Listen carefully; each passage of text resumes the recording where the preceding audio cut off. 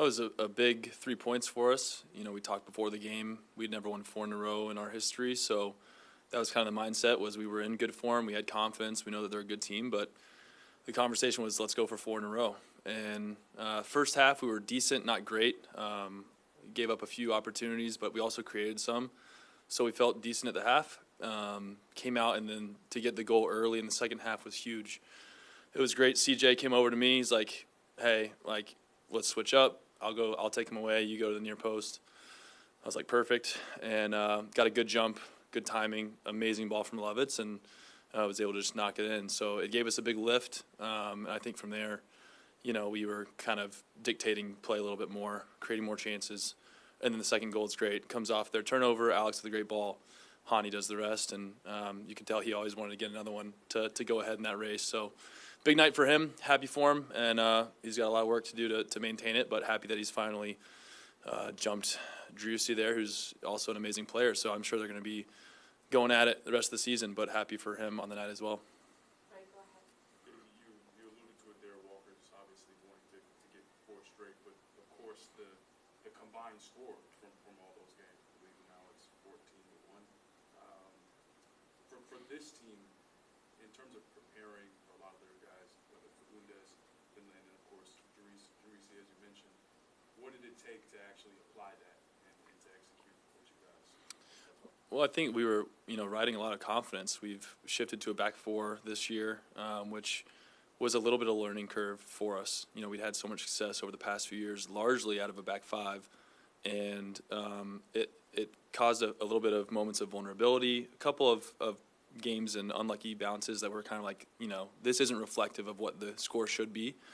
So we stuck with it, hung in there, and, we had probably 5 or 6 games in a row where we were tying or losing and came together and had a good meeting and talked about a couple different issues, and everything's been really positive since. And I think there's more accountability, there's more encouragement, a little bit less complaining, throwing your hands in the air, a little bit more of just put your nose down and work. And that's what it's going to take the rest of the way to maintain a playoff spot. We're also looking at hosting a playoff spot, game again, and that's a priority for us. It's a goal for us, and we have 4 more games to do it.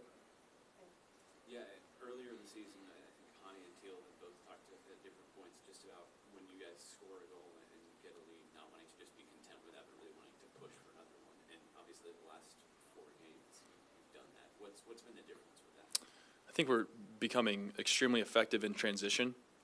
When we have the lead, teams are pushing numbers in, and because of our tendencies to be a little more secure in the back, keep numbers back, when we win the ball in good spots and we can turn them over because they've committed such numbers forward, we have good opportunities in transition. And I think, Hani and CJ have done that so well for us, but now it's just more than them two creating those plays, whether it's Alex, whether it's Schaffelberg on the left now, giving us some pace and a little bit of different dynamic going forward in transition.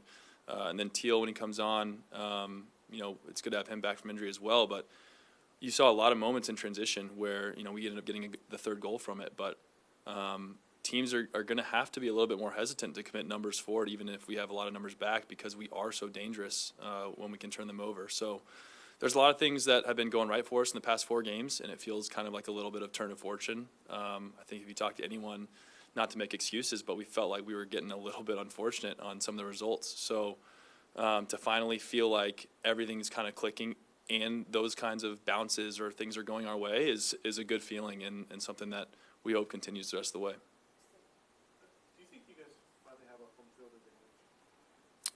Certainly, last couple of games, we've performed well. We've gotten big wins against good opponents, and that's probably the important thing. Is it's not like we're getting wins against teams at the bottom of the table, but teams that have been in front of us. When you look at Dallas and Austin in particular, and commanding wins. And so the hope is, hopefully we're figuring out a little bit more how to get results at home, make this more of a fortress like we have in the past, whether it was at Nissan or the early stages here. So, riding high on confidence and looking forward to the last 4 games.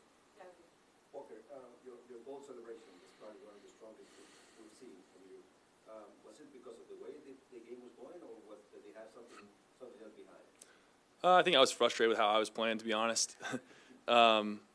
just been dealing with some stuff and not really been happy with how I've performed individually the last couple of months, battling through some things. And so just more like a frustration of like, all right, that first half is behind me. You know, I didn't think I played particularly well.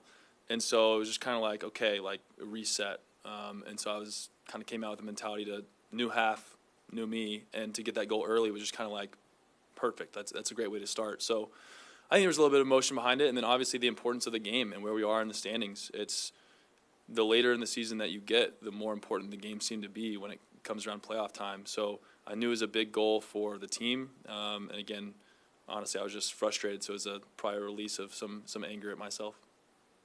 Thank you. We have time for one final question. Team, take us home. Walker, you mentioned you and CJ kind of switched roles or switched runs at least on the set piece play that you scored your goal on. Do you feel like teams have been maybe over-concentrating on you on some of those set pieces because they know the threat you are? And is that the sort of thing that you needed to switching with CJ to get the first? Yeah. Yeah, I think we are always kind of switching runs and talking about it before the play, you know, which zone we're going to hit. That one in particular, I think he felt like I think we'd done 2 in a row going to the same spot, and he felt like it would be a good opportunity to make a different run. And so that's the kind of team that we have, though, whether it's me, him, or Dave, just switching up the runs, knowing that the service is probably not going to go to the area. Like CJ knows that when Dan gives a signal, it's probably not going to him, but he still sacrifices that knowingly so that I'm going to that spot. So it's a selfless thing. I have been frustrated for sure with the ways I've been marked in some of these set pieces. So again, that probably goes into the celebration or emotion as well, is just wanting to still kind of get around marks and find ways to score and not complain about it, and just kind of, again, the mentality that we've had is put your nose down and put your head down and keep working and get around those kinds of plays, and was able to do that on that set piece.